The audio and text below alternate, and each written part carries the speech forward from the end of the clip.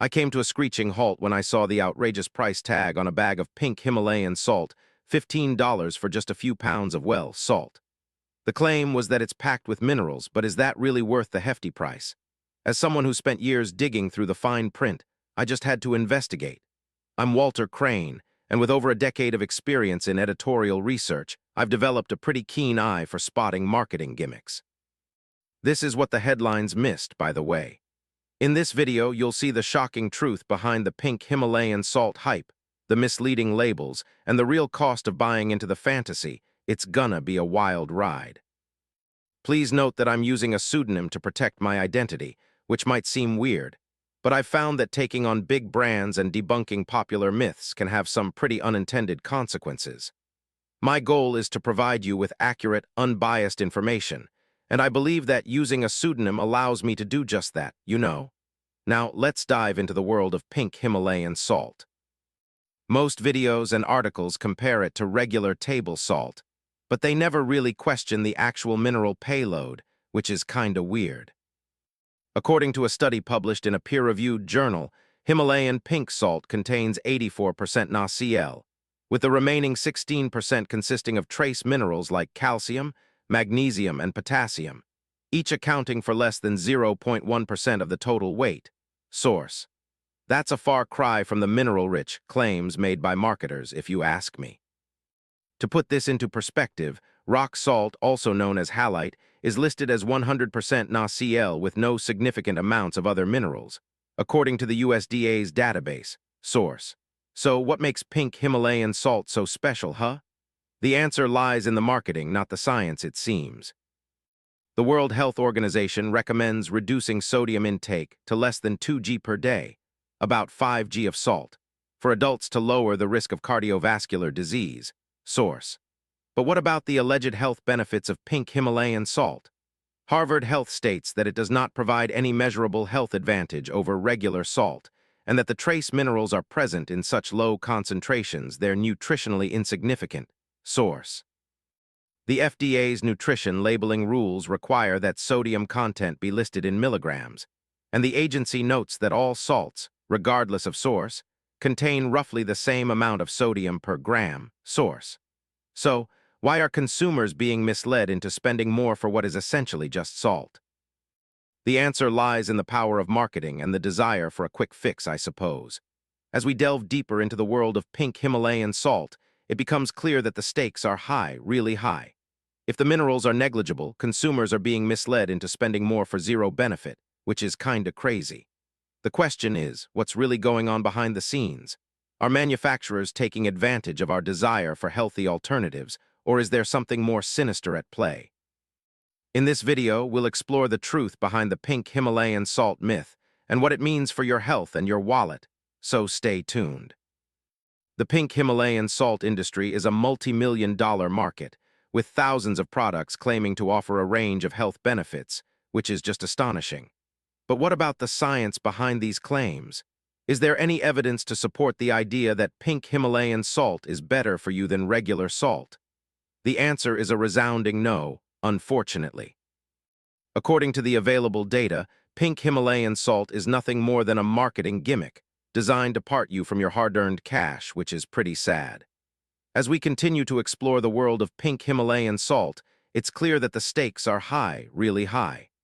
The question is, what's driving this industry, and what's the real cost of buying into the hype? Is it simply a case of clever marketing, or is there something more sinister at play? One thing is certain, however. The truth behind the pink Himalayan salt myth is far more complex than we ever could have imagined, and it's pretty fascinating if you ask me. In the next section, we'll take a closer look at the marketing tactics used to sell pink Himalayan salt and explore the ways in which manufacturers are taking advantage of our desire for healthy alternatives, which is pretty interesting. We'll examine the language used on packaging, the claims made in advertising, and the ways in which the industry is using social media to promote its products, and it's gonna be pretty eye-opening. It's a story of deception, manipulation, and greed, and it's one that you won't want to miss, trust me. So stay tuned as we delve deeper into the world of pink Himalayan salt and uncover the truth behind the myth, okay? Those flashy pink crystals you see sprinkled on fancy restaurant dishes. Yeah, they're sold as some kind of nature's mineral powerhouse, salt like it's got hidden superpowers straight from the rock. But when you actually look at the science, that story starts to crumble real fast. A deep dive in nutrients actually tested Himalayan pink salt and found it's 84% sodium chloride, with the rest being tiny bits of minerals like calcium, magnesium, and potassium, each one making up less than 0.1% of the whole thing. Source: PubMed, 32,784,257. Now compare that to regular rock salt halite, which the USDA's Food Data Central says is 100% pure NaCl, no other minerals to speak of at all. Source: USDA. So yeah, the difference isn't some hidden fountain of youth in mineral form. It's just a whisper of extra stuff so faint even lab machines barely notice it. Let's put those numbers into something you can actually picture. The Institute of Medicine says an adult needs about 1,000 mg of calcium, 310, 420 mg of magnesium, and 2,500, 3,400 mg of potassium every single day. But a tiny pinch of that pink salt, just half a gram, might give you, at most, 0.05 mg of calcium, 0.03 mg of magnesium, and 0.07 mg of potassium. That's not even a rounding error on your daily needs.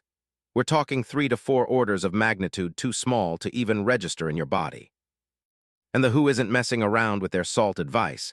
Keep your sodium under 2 grams a day, which means roughly 5 grams total salt in your food. Source: WHO. Even if you swapped every single grain of regular salt for pink salt, those trace minerals still wouldn't make a lick of difference compared to what your body actually needs. Just because of minerals there doesn't mean your body can actually grab it. A 2022 study took people and had them add a measured pinch of pink salt to their meals every day for a month. When they checked blood levels afterward, nothing changed. No bump in calcium, magnesium, or potassium compared to the group using plain table salt. The researchers basically said, yeah, those minerals might as well not even be there. Harvard Health backed that up too, calling the minerals completely nutritionally useless and flat out stating pink salt doesn't offer any real health edge over regular salt. Source: Harvard Health. Even the FDA's rules agree. Every salt, no matter where it comes from, packs the same sodium punch per gram, and labels have to list sodium in milligrams. Source: FDA. You'll see labels screaming things like rock-derived, naturally detoxifying, or loaded with essential minerals. Nice words, but they don't mean a thing. Rock-derived just means it came from a rock, big surprise. Detoxifying sounds fancy, but no study's ever shown those tiny mineral specks actually clean out your system. And essential minerals. Sure, the minerals are essential in theory, but not when they're present in amounts so small they might as well not exist. Here's the kicker. Regulators like the FDA won't let companies make health claims without rock-solid proof. For pink Himalayan salt, the only real numbers we've got are those tiny mineral percentages. And as we've seen, they don't add up to anything meaningful. Say someone went wild and ate 10 grams of pink salt. That's like 2 full teaspoons, way more than anyone would reasonably use. Even then, the total trace minerals would still be under 10 mg of each one. That's barely more than what you get from a single piece of bread, not even close to a supplement. But here's the catch. That same 10 grams of salt delivers roughly 4,000 mg of sodium, double the WHO's recommended daily limit. And we all know what too much sodium does. Sky-high blood pressure, heart strain, busted kidneys. The possible tiny mineral boost, nowhere near worth the risk. What it's made of: 84% NaCl, the rest are trace minerals, each under 0.1%. Source: PubMed. Daily needs versus reality. You need 1,000, 3,400 mg of those minerals, but a pinch gives you less than 0.1 mg. Real-world test. A month-long study found zero change in blood mineral levels from daily pink salt use. Expert take. Harvard Health calls the minerals utterly pointless for nutrition. Rules and regs. FDA says all salts are sodium equals. WHO pushes hard for sodium reduction. Bottom line. The minerals in pink Himalayan salt are so minuscule they won't budge your nutrition needle. And the marketing hype. Pure smoke. If you're after real minerals, eat actual foods or supplements designed to give you what your body needs, not a fancy pink crystal that's basically just salt with a sprinkle of nothing. The truth about pink Himalayan salt and its supposed health benefits has been shrouded in mystery, with many proponents claiming it to be a more natural, healthier alternative to regular table salt. However, as we delve deeper into the composition of this rock salt, a startling revelation emerges. At its core, pink Himalayan salt is composed of pure halite, the mineral behind both pink and regular salt, which has the same NaCl crystal structure source.